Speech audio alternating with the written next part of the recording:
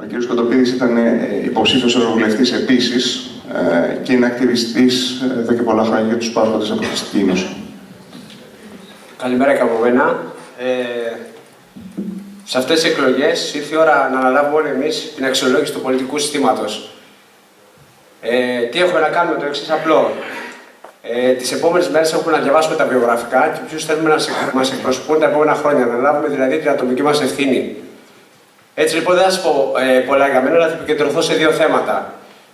Είμαστε ρεσμεκιστική ίνοξη και όταν άρχισαν να διαλύονται οι υποδομές το 2012 εν μέσω κρίσης, απειλήθηκε η υγεία μου μαζί και των συνασθενών μου. Αυτό λοιπόν που καταφέραμε, όχι με κατασκηνώσεις έξω από τα Υπουργεία, όχι με στήρο συνδικαλισμό, αλλά όταν αναλάβαμε την ευθύνη μας, κάποιοι ασθενείς, καταφέραμε να γίνουν προσλήψεις γιατρών, να εισάγουμε καινοτόμα φάρμακα, να μας παραδοθεί ολόκληρη πτέρυγα στη μονάδα του Σπανογλίου. Επομένως, μπορούν να βρεθούν λύσεις όταν αρχίσουμε να διεκδικούμε με συμφωνίες, με συζητήσεις και με συμμαχίες.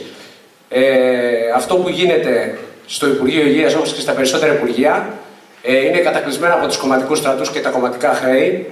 Έτσι λοιπόν στο Υπουργείο Υγείας αλλάξανε το τελευταίο 1,5 χρόνο 2 υπουργοί. Στο Σιμανόγλιο νοσοκομείο είχαν αλλάξει 3 διοικητές.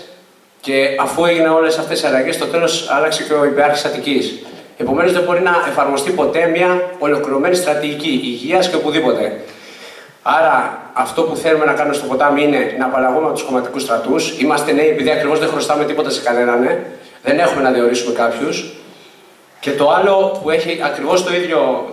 Το άλλο θέμα που θέλω να πω, που έχει ακριβώς την ίδια βάση, το ίδιο πρόβλημα, είναι αυτό που αφορά την παιδεία. Είμαι από το 2000 σπουδάζω μέχρι και τώρα, όχι ως αιώνιος φοιτητής, αλλά στο δεύτερο πτυχίο. Ήμουν ατέλειος γραφιστικής και τώρα είμαι στην αρχιτεκτονική Αθήνας. Αυτό που έχω παρατηρήσει όλα αυτά τα χρόνια, ότι στα 15 αυτά χρόνια δεν υπήρχε ούτε μία χρονιά που να μην γίνονται καταλήψεις. Τα πανεπιστήμια είναι υποκαταστήματα των κομμάτων, είναι στο έλεος των κομματικών στρατών. Και συγκεκριμένα στην αρχιτεκτονική Αθήνας που είμαι, αρχίζουν και κεφαλοποιούν οι καθηγητές μου και οι συμφοιτητές μου τους αγώνες τους με τα ψηφοδέλτια συγκεκριμένου κόμματος. Και εγώ κάνω τον κοινωνικό μου αγώνα, έχω αναλάβει την κοινωνική μου ευθύνη και γι' αυτό εδώ και 1,5 χρόνο δεν έχω πάει στη σχολή μου. Αλλά δεν την κλείνω τη σχολή μου στο όνομα κάποιου κοινωνικού αγώνα.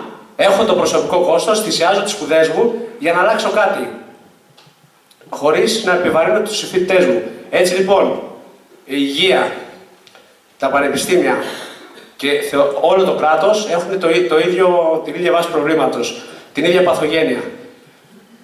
Είμαστε νέοι στην πολιτική, στον τομέα αναπηρίας προσπαθώ και εγώ να τα κάνω διαφορετικά, που έχω αναλάβει, δηλαδή δεν πάω να κάνω χαιρετούρες στα διάφορα συνέδρια, προσπαθώ να καταγράψω τα προβλήματα των ασθενών για να συμμετέχουν οι ίδιοι στη χάραξη πολιτική υγείας και αυτό γίνεται μέσω στην εκπαίδευσή τους. Βοηθήστε να μπουν νέοι άνθρωποι στην πολιτική.